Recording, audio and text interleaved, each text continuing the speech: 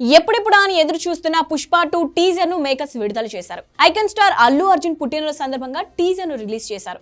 అందరి అంచనాలను తలకిందలు చేస్తూ దుమ్ము రేపుతోంది టీజర్. సుకుమార్ మరోసారి తన మార్క్ టేకింగ్ తో అదరగొట్టాడు. ఇక విడుదలైన కొద్ది నిమిషాల్లోనే యూట్యూబ్ లో రికార్డులు బద్దలు కొడుతూ వ్యూస్ ను సొంతం చేసుకుంటూ దూసుకెళ్తోంది.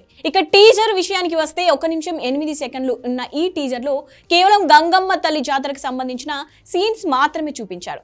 అమ్మవారి వేషంలో బన్నీ విశ్వరూపం చూపించాడు. రాక్షసులను సంహరించే అవతారంలో బన్నీ సృష్టించిన వీరంగానికి థియేటర్లు తగలబడిపోవాల్సిందే అంటున్నారు ఫ్యాన్స్. పుష్ప 2కు ఈ గంగమ్మ తల్లి జాతర సీనే హైలైట్ అండ్ టీజర్ చూస్తేనే తెలుస్తోంది. 2 నేషనల్ అవార్డులు రావడంతో పుష్ప సీక్వెల్ పై ఆడియన్స్ లో ఉన్న ఎక్స్పెక్టేషన్స్ అన్ని ఇన్ని కావు. ఎప్పుడు వచ్చినా సినిమా 1000 కోట్లు కొల్లగొడుతుందని మేకర్స్ ధీమాగా ఉన్నారు. రీసెంట్ గా రిలీజ్ అయిన టీజర్ టాలీవుడ్ తో పాటు అన్ని వుడ్లలోనూ సంచలనం సృష్టించింది.